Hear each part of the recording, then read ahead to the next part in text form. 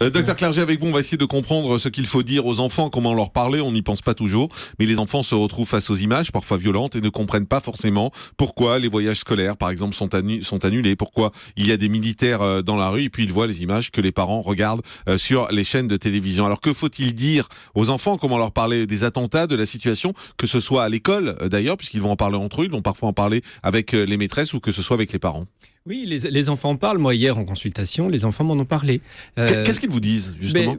Cette petite fille, par exemple, qui m'a dit, comme ça, de but en blanc, parce qu'ils viennent pas pour ça, et but en blanc, et toi, est-ce que tu as peur des terroristes?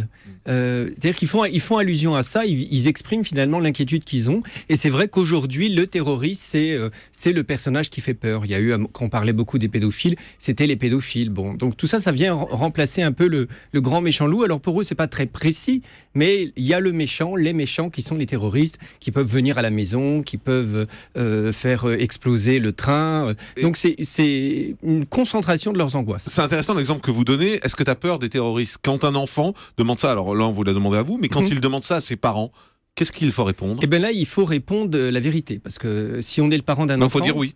Si c'est vrai. Oui, on n'a pas tout le temps peur. Non, c'est pas vrai. Tout le monde n'a pas tout le temps peur.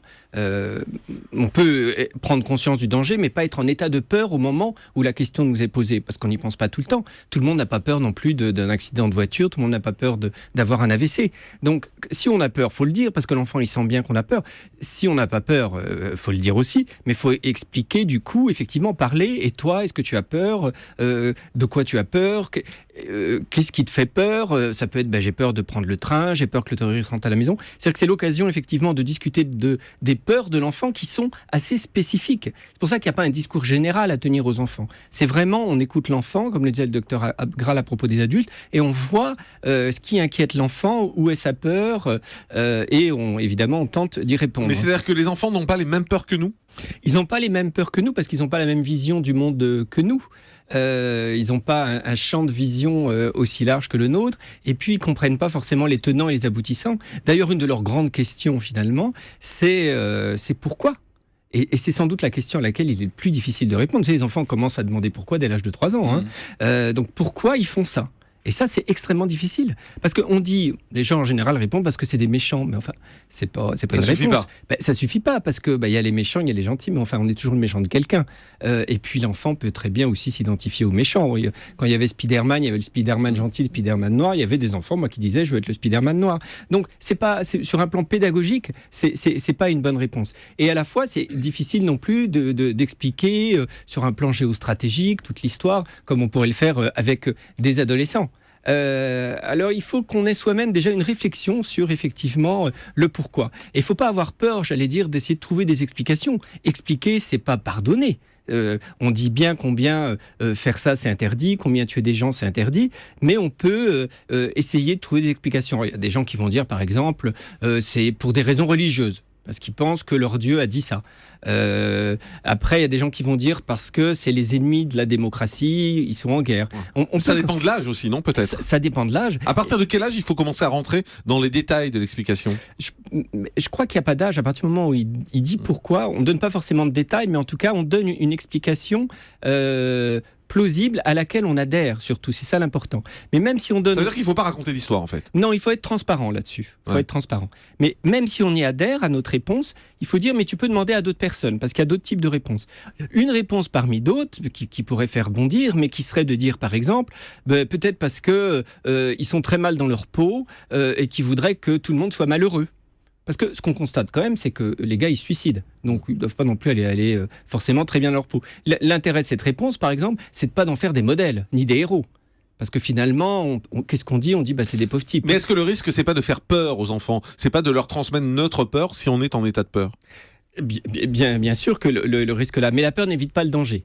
Donc, même si on exprime sa peur, il faut dire quels sont d'abord les moyens de se protéger, et puis essayer de rationaliser. En disant, par exemple, il y a plus de risques en prenant sa voiture, il y a plus de risques en prenant l'avion, et puis de dire, on fera attention. Pourquoi pas d'ailleurs d'exprimer l'évitement, de dire, même si sur un plan rationnel, c'est pas logique, de dire, on ne prendra pas le métro.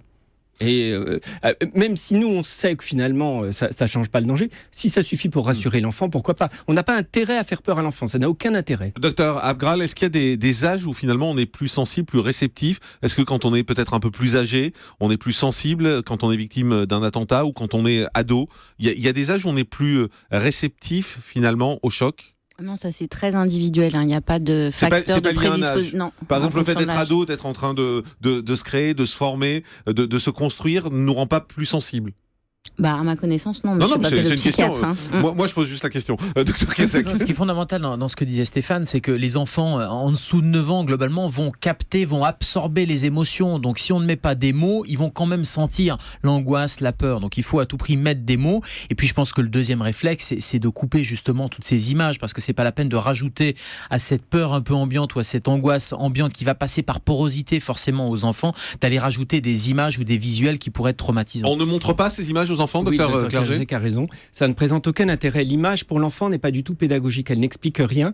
Elle sidère, elle fascine, elle peut même exciter, notamment les pré-ados qui s'excitent là-dessus, comme ils peuvent s'exciter sur des jeux vidéo. Donc il faut vraiment éteindre ces images.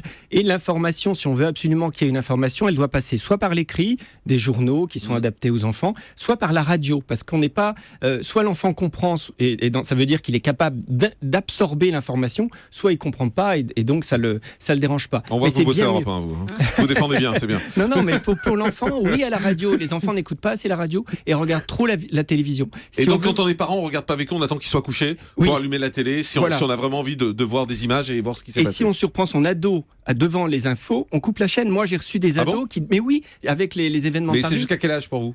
Les ados, alors c'est difficile à 16 ans de leur couper la chaîne, mais enfin, quand ils ont 12-13 ans, on peut le faire. Moi, j'en ai vu qui sont addicts, qui me disent « Ah, j'aime bien regarder, je peux pas m'en empêcher de regarder. » À part qu'il y a les smartphones sur lesquels on a aussi toutes les images aujourd'hui. Oui, c'est le phénomène en boucle qui est très compliqué. C'est le phénomène en boucle qui est compliqué, cette espèce de rémanence en permanence dans l'esprit. On va prendre un appel au standard d'Europe 1. C'est Marie-Pierre qui nous appelle, qui a 4